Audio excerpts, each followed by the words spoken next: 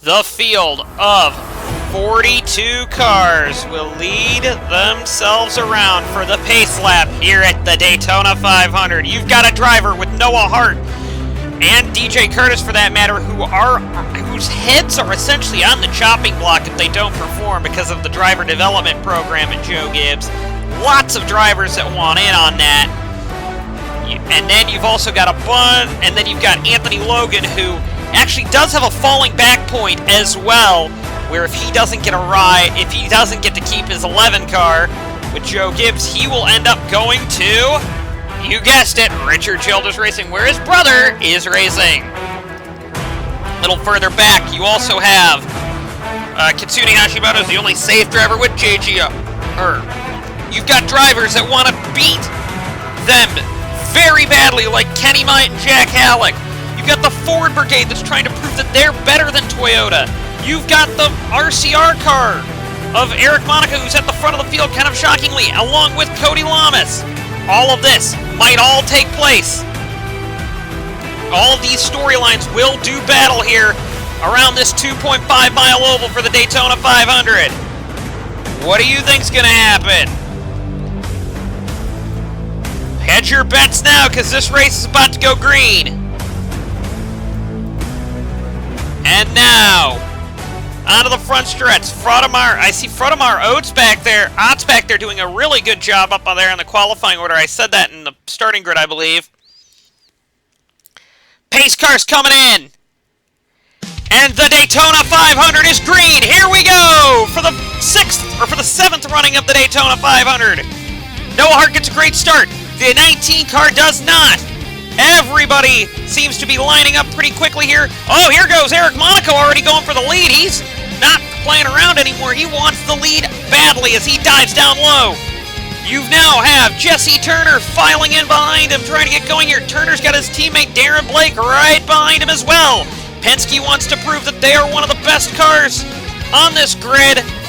And the Ford drivers are going to try and work together as now, a little further up the grid, Monaco goes to the high line. Turner's going low to try and take over the lead. We've already seen, this is our 3rd lead change in the first lap of this race. Here we go, down the straightaway here. It looks like, Turner's going to get forced to the middle line by his teammate. Who's going to lead the first lap of this race? It looks like it's going to actually be Monaco there up on the high line, the Daytona 500 champion from last season. And now Darren Blake's going to take over the lead in this race. They're already 3 wide here. This is very, very early to be doing some 3-wide racing here. You got to be so careful not to wreck your car. And now, oh man, there's Chase Dunbar now looking at the inside with Sean Ard, his teammate in the middle line there. Will Ard be able to cut down in front of him? No, he will not. And Dunbar actually has his Stewart Haas Racing teammate Zachary Fitzwater. He's also the team leader, Fitzwater is there, pushing him to the lead of the race, but Dunbar goes to the high line. And now Dunbar comes back down low to block Fitzwater because he misjudged that originally. Looks like now Fitzwater and Dunbar are duking battle at the front of this field here. Fitzwater cannot come down in front of, I believe that is Lopez back there. And now the aforementioned Kitsune Hashimoto is right back there. Toyota wants all of their teams to work together as much as they can in this race. However, do you really think the Levine team's going to work with the Hashimoto car? Or with the Joe Gibbs cars in general? I wouldn't think so, as Halleck forces Hashimoto to the middle line. And, well, now you've got Halleck now chugging on the inside to try and get it further up the grid. However, DJ Curtis is pushing quite hard with Halleck, although it doesn't look like the Joe Gibbs cars are willing to work that well with the Levine cars, especially considering that both teams equally dislike each other as much as they do. Jack Halleck, with help from Kitsune Hashimoto, now cycles to the lead of the race here. Down low, Hashimoto's going to go with his teammate down on the inside here, or actually in the middle line, but no, Curtis can't cut to the inside because Colin Gallagher's there. That's another driver who does not like the Joe Gibbs Racing Brigade because they messed him over there too. Expect Kenny Myatt and Gallagher to work together because they are, of course, cousins. And Hashimoto will lead the lap here around Daytona. As you know, there is a point system here, but wins will get you an automatic berth into the playoff system. So a win in this Daytona 500 is paramount for these drivers. Gallagher now takes over second position behind Hashimoto. However, he has to go up to the high line to try and work with Halleck there as the 87 effectively moves him right out of the way.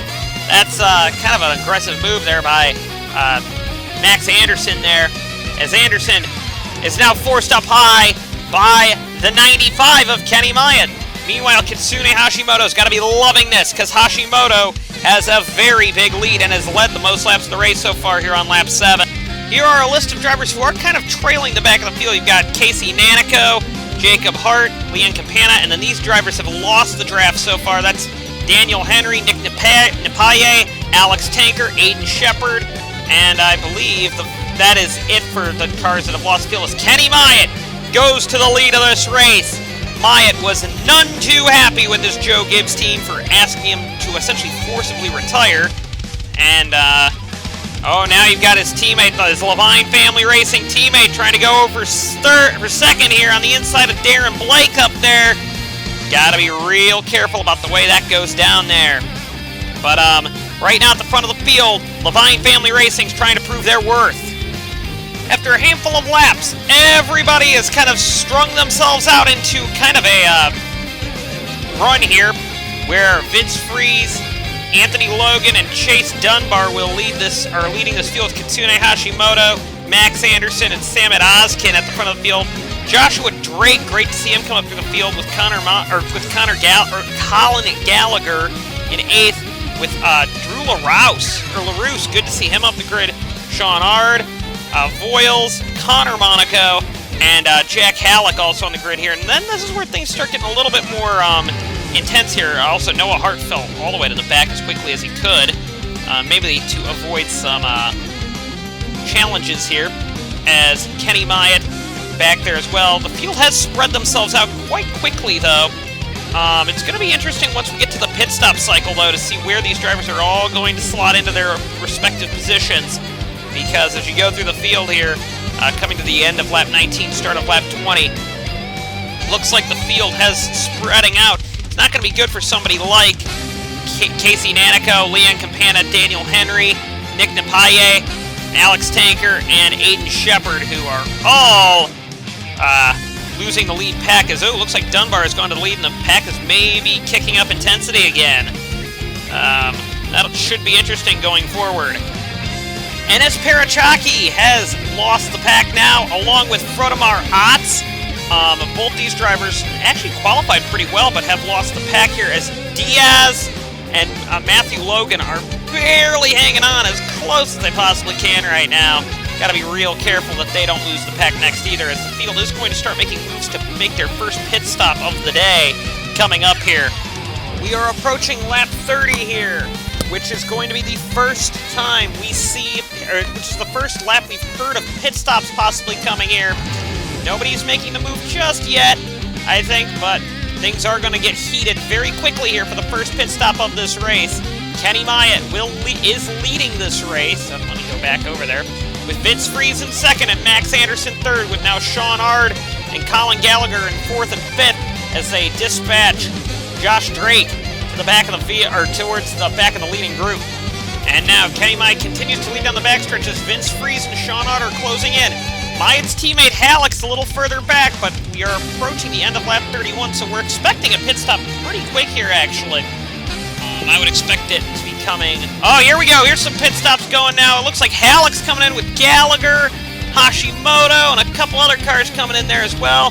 See LaRousse back there, Turner, Shimamura, bracketed, and Ryan Hopp nearly got into the back of bracketed there. Looks like a little further up, you've got Diaz coming in. A couple other cars as well. Green flag is... Oh, no, we got a yellow, actually. Yellow flag is out. What has brought out this yellow? Looks like we got a car around on the front stretch. That's Daniel Voiles. Daniel Voiles has brought out the yellow on track here, and therefore the cars that have pitted. Oh, Colin Gallagher is in the grass. Oh, Cody Lamas also with major front-end damage right there as well. I'm guessing that had something to do with the pit stops, and Gallagher is completely out of control there. Luckily, these cars have all gotten across the start-finish line, I think, before Kenny Myatt has caught them. Very scary incident here as Daniel Voiles gets hooked by Nathan Orman down the track here as he goes up the track again here.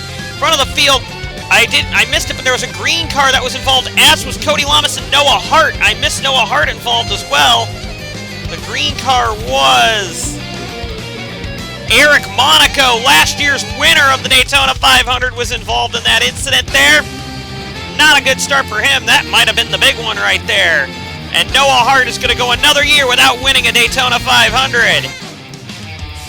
Yeah, Voiles, two rookies with Voiles and with Ormond there getting into each other there. And oh, I didn't even see the 22 was involved in that of Darren. That's Darren Blake there. Blake would get away there. Did the 99 of Davidson get damage in that as well? Is another big question there, as Darren Blake was involved in that incident. I think Quentin Moore was as well. This was a big and scary accident there, as Daniel Voiles takes a violent tumble there after getting hit by Cody Lamas there. Voiles would be lucky to walk away from that incident there. We are now on board with Eric Monaco here, and you're going to see this entire race go way crazy for him here as he gets some major front-end damage from that incident there. Monaco, I think, will fall out of the race from that. On board with Noah Hart here, and this is a testament to the safety of these World Stock Car Series stock cars here, that Daniel Voiles was able to get out safely after that violent hit that he took from Cody Lamas there. As now we ride on board with Cody Lamas here. This was just a big hit there. And Lamas, another driver who's won a Daytona 500, I believe, in the past, I have to check up on that, has now fallen out of the race. We're on board with Alex Rowe here, and he was just in the right place at the right time, goes down low here, but did hook the 22 trying to miss the incident there. And Colin Gallagher, coming out of the pits, had to avoid a pretty big incident there as well. I also think Jacob Hart might have gotten a piece in that as well. A number of drivers were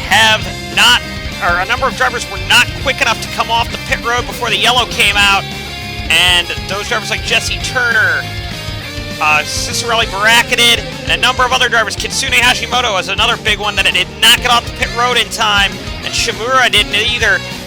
Vince Freeze and Kenny Myatt will lead the field back to the green here, and I'm sure Kenny Myatt's quite happy to see his former car in the 20 car not on the lead lap right now. He's got to fight to get back on the lead lap, or she's got to fight, Kitsune Hashimoto's got to get back on the lead lap, and he is. He's already dove down low with Turner to try and to get his lap back.